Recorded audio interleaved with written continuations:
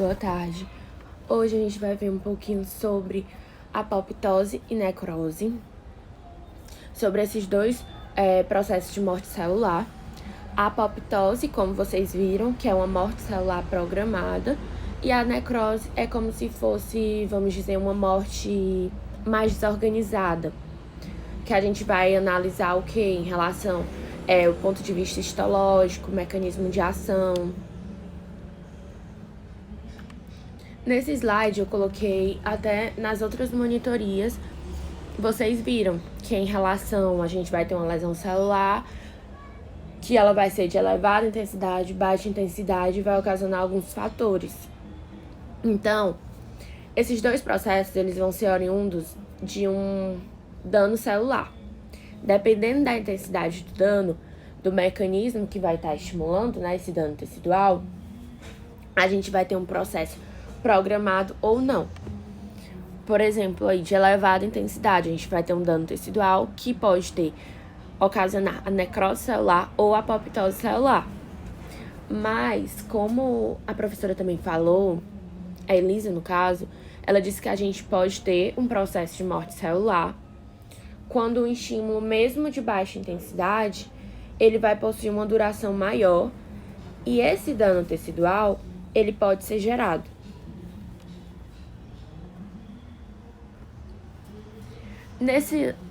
Essa imagem eu coloquei só para vocês compreenderem um pouco sobre a célula normal, né? Sobre o sistema de homeostase, lesão irreversível, que por fim a gente vai ter a morte celular, né? Por meio de necrose ou de apoptose. A gente precisa compreender, mas isso vocês vão ver nos últimos slides, que em um mesmo tecido a gente pode encontrar necrose e apoptose concomitantemente. Então vamos lá. O primeiro processo de morte celular que a gente vai ver hoje é a apoptose. A apoptose, ela é considerada uma morte programada, uma morte limpa, vai ser um fenômeno normal. A própria célula, ela vai acionar os mecanismos que levam à morte celular, que culminam em sua morte. Pode ser um evento tanto fisiológico quanto patológico. E a eliminação de células que não são mais necessárias.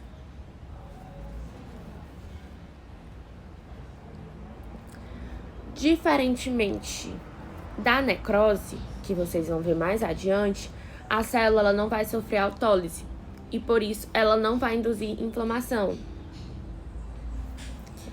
Como aqui tem, ela não vai induzir inflamação, não sofre autólise e ela vai ser dependente de ATP.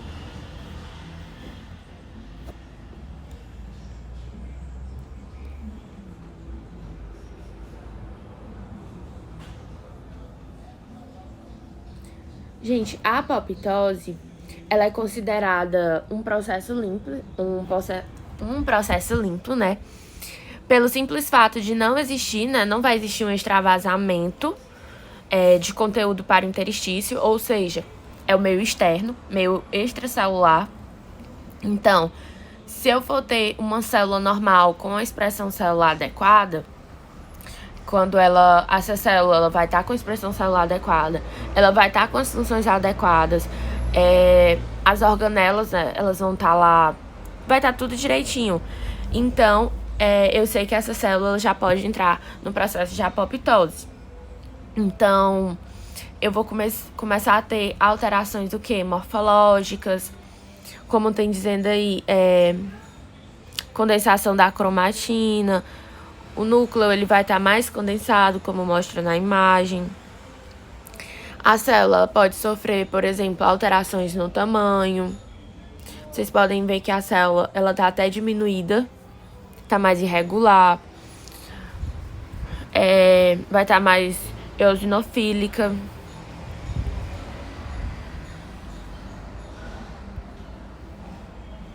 Aqui eu coloquei só ilustrando em relação às alterações microscópicas, né, que ocorrem na apoptose, que aqui é uma lâmina de um corpo apoptótico, né, em relação à língua.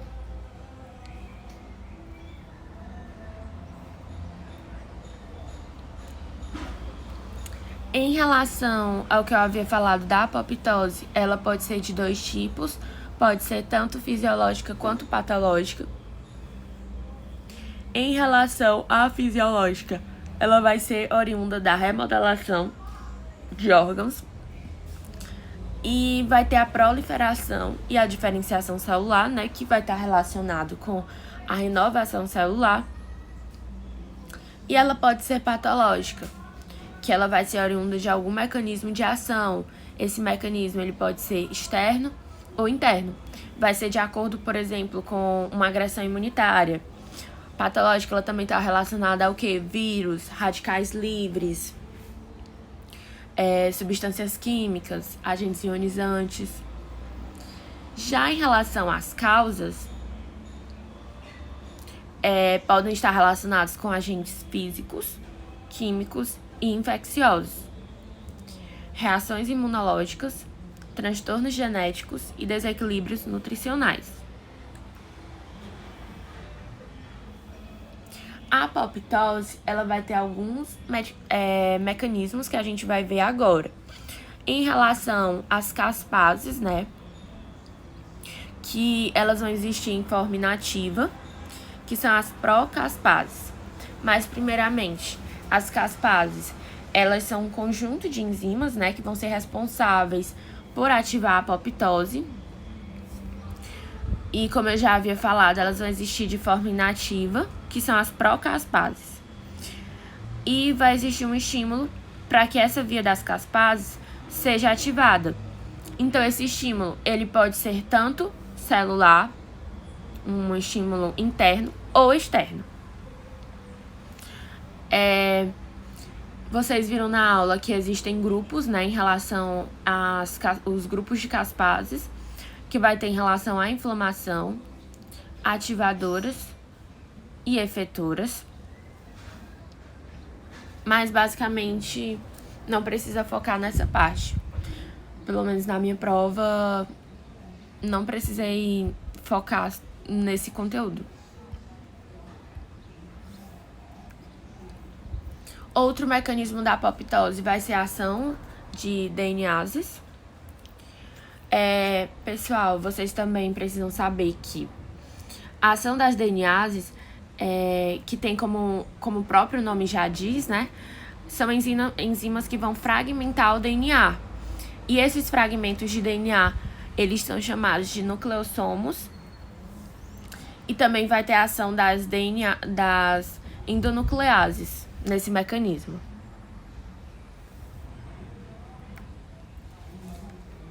Outro mecanismo da apoptose em relação aos pró-apoptóticos e os anti-apoptóticos. Os pró-apoptóticos a gente vai ter, são aqueles mediados pelas mitocôndrias, e os anti-apoptóticos são os IAPs.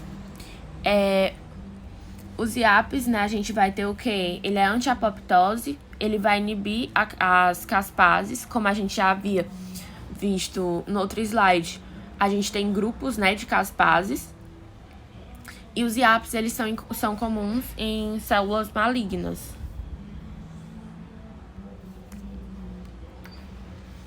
Ainda em relação aos mecanismos da apoptose, ele pode ser por 2 vias. A gente tem a intrínseca e a extrínseca. A gente vai ter a via de receptor de morte, ou seja, a via extrínseca, e a via mitocondrial, que é a via intrínseca. A via mitocondrial é o principal mecanismo da apoptose. Mas como é que essa via é ativada? A gente vai ter uma série de fatores que vão induzir os danos tanto no conteúdo genético da célula quanto no conteúdo da mitocôndria. Então, a gente vai ter alguns fatores que eles vão começar a sinalizar a necessidade da célula de entrar em apoptose. Ou seja, a gente vai ter a privação de fatores de crescimento, agentes que danificam o DNA e agentes que lesam diretamente membrana plasmática. Ou seja, vocês vão ver que a gente vai ter danos às proteínas da família BCL2, que regulam a permeabilidade mitocondrial, tornando-se desequilibradas, ocorrendo a liberação de substâncias que ativam as caspases. Vocês vão ver mais adiante um pouquinho sobre a BCL2, essa proteína.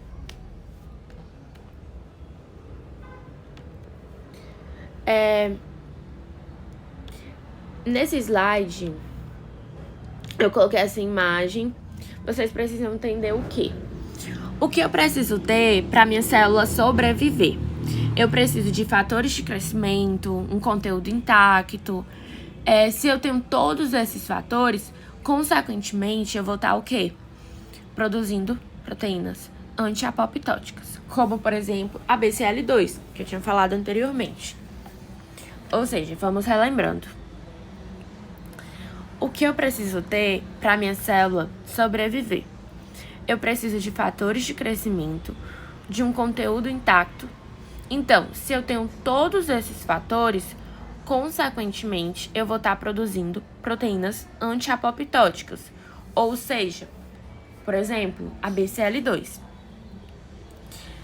A gente tem duas proteínas que são muito importantes nesse eixo de apoptose, que vai ser a BAX e a BCL2, que até como tem aqui nesse A, célula viável. Então, vocês vão pensar que se a célula tem acesso aos mecanismos que induzem a sobrevivência celular, eu vou começar a produzir proteínas que vão inibir a apoptose. Que proteínas são essas? BCL2. Então, se eu tenho dano ao DNA, perda de sobrevivência, enfim, se eu tenho alguma coisa que vai indicar que a minha célula precisa morrer, eu vou começar a induzir fatores que vão provocar, que vão bloquear esses mecanismos anti-apoptóticos. Que fatores são esses? Tem a proteína. Na apoptose aqui tem a proteína BH3. O que essa proteína vai fazer? Ela vai fazer com que comece... ela vai entender que a célula ela quer começar a morrer. Que ela precisa morrer. Então, eu vou começar a indução de fatores para bloquear os mecanismos antiapoptóticos. Quem são os antiapoptóticos? BCL2, BAX. Então, BH3, ele vai bloquear o BCL2. E quando bloqueia a BCL2, eu vou ter ativação de outro canal. Como é chamado esse outro canal? BAX-BAC. Que vai induzir o quê? O extravasamento de citocromo C e outras proteínas intramitocondriais. Então, eu vou ter o extravasamento do conteúdo intramitocondrial para fora. E, consequentemente, eu vou ter a ativação de caspases e, por fim, a apoptose. Então, de novo, o que eu vou precisar ter para minha célula sobreviver? Fatores de crescimento, conteúdo intacto. Então, se eu tenho todos esses fatores, consequentemente, eu vou estar produzindo o quê? Proteínas antiapoptóticas, como BCL2, BAX, que são as duas proteínas mais importantes nessa primeira parte, que tem falando sobre a célula viável. Então, são proteínas que vão inibir a apoptose.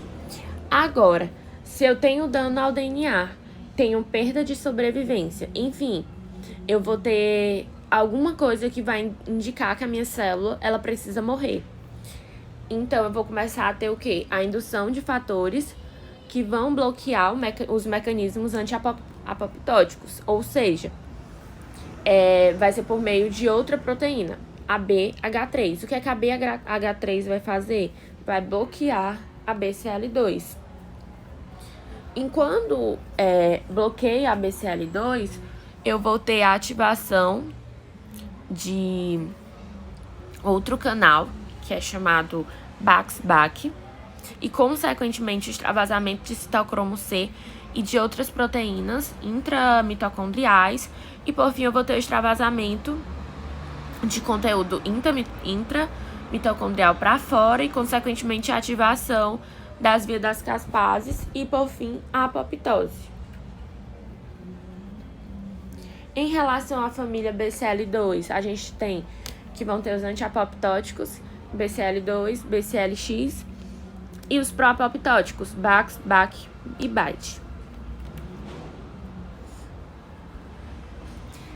Em relação à via receptor de morte, que é considerada a via extrínseca, a gente tem como causas a falta de um estímulo trófico, a falta de um estímulo de crescimento, falta de agonista, ausência de moléculas antiapoptóticas, e ela é iniciada pela ativação dos receptores de morte na membrana plasmática em diversas células. Então, em resumo, a gente vai ter o quê? Esse quadrinho é como se fosse um resumo de tudo que a gente viu até agora. A gente tem uma ação intrínseca, que é oriunda de um estímulo intracelular, seja pelo citocromo C ou outras proteínas externas.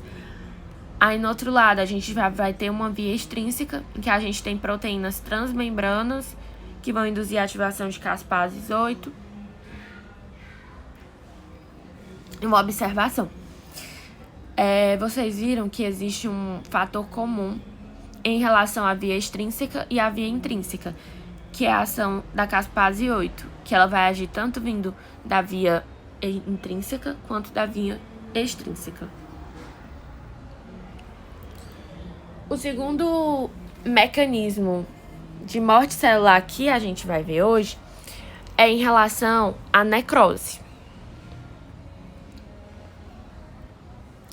A necrose vai ser um processo bem mais simples, mas bem mais bagunçado, desorganizado, em relação à apoptose. A gente vai ter uma morte celular seguida de autólise. E essa autólise que a gente chama é tipo um processo, que vai ser consequência de uma agressão celular, somada a uma falta de função. Por exemplo, nesse caso, pode estar relacionado com a falta de ATP, a ausência de ATP. Então, vai ter o que? Morte celular por causas patológicas, ação exógena e autólise, que a gente vai ter o que? Agressão celular, cessam ATP e síntese celulares, e os lisossomos, eles liberam hidrolases. E, por fim, a gente vai ter, consequentemente, autólise. Em relação às causas da necrose, a gente tem os agentes físicos, em que vai ter o que? Por exemplo, radiação, temperatura, agentes químicos, que podem ser substâncias tóxicas ou não tóxicas, agentes biológicos, que a gente tem infecções virais, bacterianas, parasitárias,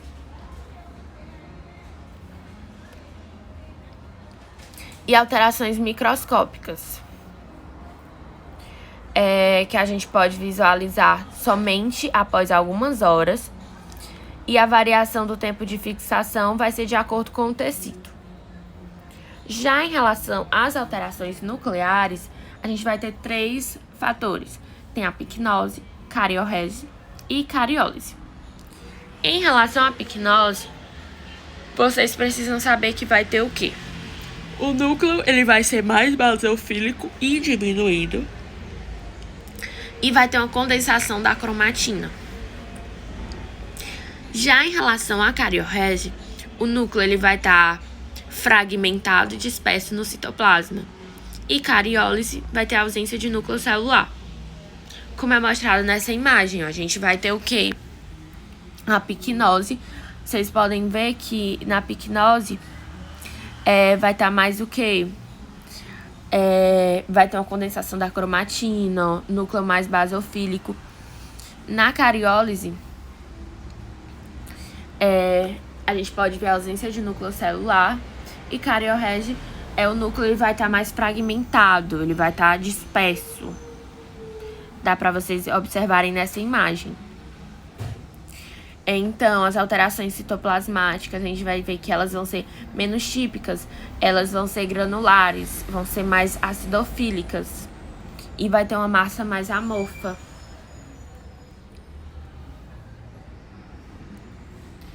Pronto. Agora, por fim, a gente vai ver os tipos de necrose. A gente tem a necrose coagulativa, necrose liquefativa, necrose gangrenosa, necrose lítica, necrose caseosa, necrose gordurosa ou esteatonecrose. Em relação à necrose coagulativa, a necrose de coagulação é uma necrose que acontece basicamente por isquemia, causa dela, né? Em relação ao aspecto macroscópico, vocês vão observar que vai ter uma cor mais esbranquiçada, a arquitetura vai estar totalmente preservada e a gente vai poder ver tipo uma área mais eritematosa que vai estar circundando essa área de necrose.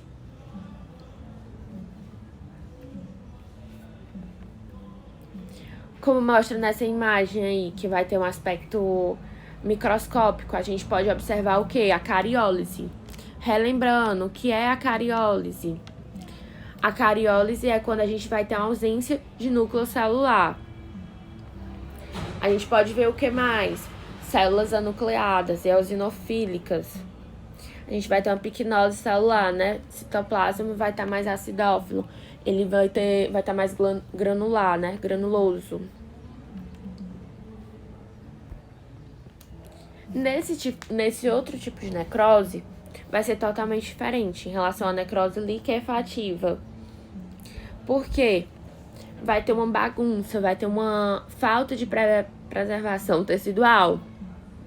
Antes que necrose coagulativa tinha uma preservação arquitetônica, a liquefativa não tem mais. Vai ser totalmente desorganizada, totalmente bagunçada. E essa desorganização, consequentemente, ela vai estar relacionada ao pus. Então, necrose liquefativa ela é observada em infecções bacterianas focais ou infecções fúngicas. A patogênese está relacionada com a liberação de grande quantidade de enzimas lisossômicas e está relacionada com o pus. Macroscopicamente, ela vai ter uma consistência líquida, mole ou semifluida. Ainda em relação à necrose liquefativa, nessas imagens a gente não consegue nem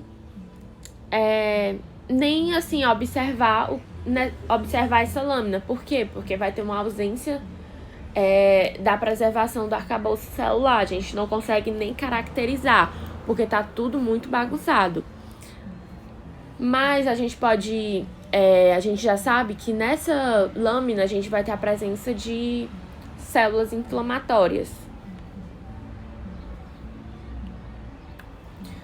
O terceiro tipo de necrose que a gente vai ver hoje é a necrose gangrenosa, que é um termo clínico.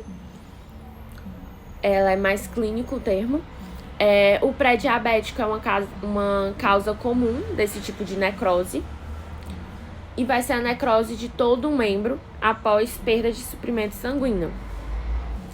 E a necrose gangrenosa, ela é considerada, não é um padrão específico de morte celular.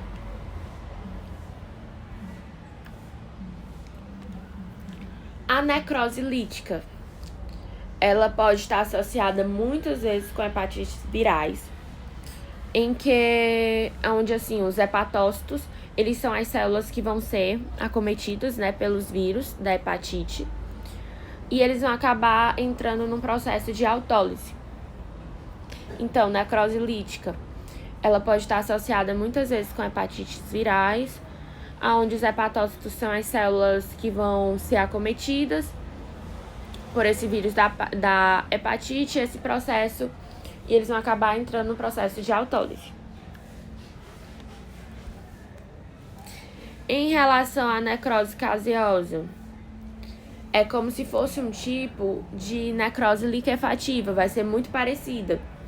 A única particularidade, diferença entre essas duas é que os fatores eles costumam caracterizá-la, né, como uma necrose que tem um conteúdo semelhante a um de queijo suíço, como está mostrando nessa imagem. Só que, por exemplo, as causas pode ser em relação a tuberculose, né, infarto, linfócitos T, quando eles tentam combater o processo de um agente microbiano, macrófagos, que também são responsáveis por produzir produtos citotóxicos. E tem as características macroscópicas, por exemplo, vai ter uma cor mais esbranquiçada, amolecida, friável. E na necrose caseosa, vocês lembram dessa questão que eu falei do queijo suíço, que é uma peculiaridade, né, dessa necrose? E, por fim, o último tipo de necrose, que é em relação à necrose gordurosa. É uma necrose mais enzimática. Ela vai estar, localizada no pâncreas. E vai ser considerada uma das causas dessa necrose seria a pancreatite aguda. Mas assim, gente, o que vai acontecer nesse tipo de necrose? A gente vai ter um extravasamento enzimático. Também vai ter autólise dos ácidos pancreáticos, onde as lipases elas vão estar atuando e vão gerar o quê? A saponificação do tecido. Então, a gente vai ter o extravasamento enzimático, a gente vai ter a autólise dos ácidos pancreáticos. Nisso vão atuar as lipases e que vão gerar a saponificação do tecido. Aqui eu coloquei só um resumo do que a gente viu em relação às características da necrose, da apoptose, em relação ao tamanho da célula, núcleo, membrana plasmática, que vocês precisam saber. Os conteúdos celulares, inflamação, perfil fisiológico, que foram minhas referências. Eu retirei do Robbins e algumas coisas do Bogliolo.